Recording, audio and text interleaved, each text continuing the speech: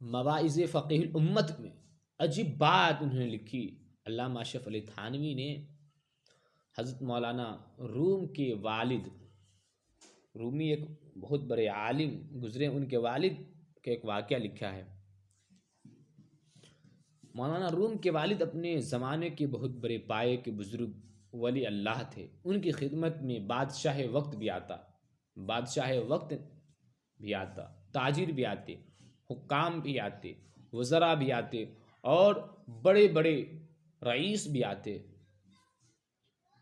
एक मर्तबा हुआ क्या, जब बादशाह वक्त ने देखा कि मजलिस का अजीब हाल है, वज़ीर आज़म भी वहाँ मौजूद है, दूसरे और तीसरे नंबर के वज़रा भी वहाँ मौजूद हैं, और इसी तरफ निगाह उठा कर देखे तो बड़े बड़े ताजिर भी वहाँ मौजूद, तीसरी देखा तो उलमा भी मौजूद, सुलहा भी मौजूद। बादशाह को हैरत हुई कि मेरे दरबार में ये लोग आते नहीं, मेरे दरबार में ये लोग आते नहीं, और इनके यहाँ शान और इतनी कद्र के साथ आकर बैठे हुए हैं। हर एक की सूरत सरापा मोहब्बत और अजमत टपक रही है, उनकी बुजुर्गी सब पर छाई हुई है। आह, बादशाह को गैरत आई और उनके दिलों में शैतान ने जगह बनाई, और उनको खुश होने के बजाय वो इंसान, वो बादशाह के अंदर गैरत पैदा हो गई और हसद कीना उसके अंदर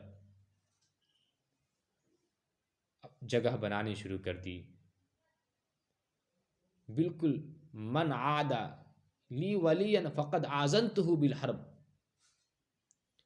इसका पूरा मंजर सामने आ रहा था। थोड़ी देर बैठने के बाद बादशाह को बजाय हैरत के गैरत पैदा होना शुरू हो गई, और ये हसद बादशाह के जहन में बैठ गया। उनके पास इतना इक़्तिदार है, मेरे पास इतना इक़्तिदार है, मैं बावक़ार हूँ, मैं एक मुल्क का बादशाह हूँ, मेरे पास माल भी है, सोने चांदी भी है, फ़ौज भी है, और बादशाहत हुक्मरानी भी है, लेकिन मेरे पास ये लोग नहीं आते। ऐसा क्यों? जहन ने उनके अंदर शैतान ने एक जाला बिछाया और उनके जहन में हर तरह की बुराई लाकर खड़ा कर दिया। कभी ये बता रहा है, कभी ये बता रहा है। बादशाह ने एक तदबीर सोची कि उनको माल और ख़जाने में फंसा दिया जाए। चुनांचे ये कहकर उन बुज़ुर्ग के पास, मौलाना रूम के वालिद के पास, अपने वज़रा के हाथे ख़जाने की कुंजियाँ भेज दी कि मेरे पास तो और कुछ रहा नहीं, सब आपके पास है, ख़जाना की कुंजियाँ भी आपकी खिदमत में हाजिर है। ते रूमी के वालिद, आह, अल्लाह ने क्या हसास नज़र दिया था। मौलाना रूमी के वालिद समझ गए, फ़ौरन उनके वालिद ने कुंजिया ये कहकर वापस कर दिया कि आज बुध का दिन है और कल तक मुझे मोहलत दीजिए, परसों जुमा है, मैं जुमा की नमाज पढ़कर आपका शहर छोड़कर चला जाऊंगा, सब चीज़ें आपको मुबारक हो। ये खबर लोगों के दरमियान उड़ गई। जिस तरह आग लगने की खबर पूरे इलाके में फैल जाती है, हूबहू इसी तरह इसकी खबर पूरे इलाके में फैल गई। तो वज़ीरों की तरफ से इस्तीफ़ानामा आना शुरू हो गया।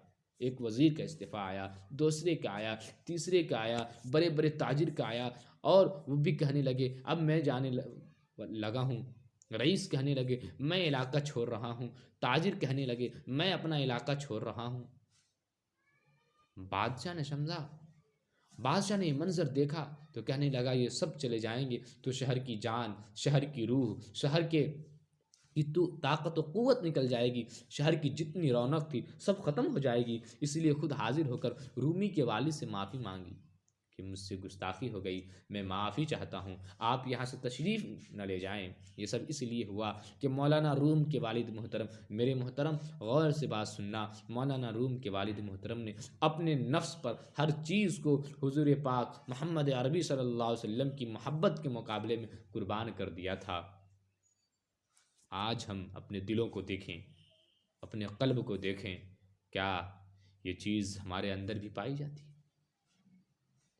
मेरे मोहतरम, हर एक का हाल, बल्कि मैं कह लूँ 95% लोगों का हाल ये है कि अपनी ख्वाहिश को मुक़द्दम रखते हैं और रब की और अल्लाह के रसूल की मोहब्बत को पीछे रखते हैं। इसके नतीजे में अल्लाह ने हर चीज़ से हमें दूर रख दिया। मेरे मोहतरम, रूम के वालिद ने अपने नफ्स पर हर चीज़ को हुजूर सल्लल्लाहु अलैहि वसल्लम के मोहब्बत के मुकाबले में कुर्बान कर दिया था। उसके नतीजे में अल्लाह ने हर चीज़ के दिल में उनकी मोहब्बत पैदा फरमा दी थी। अल्लाह ने उनको कामिल विलायत अता फरमाया, कामिल वली बनाया। और मन आदा ली वलियन फ़क़द आज़नतहु बिल हर्ब का पूरा मंजर सामने नज़र आ रहा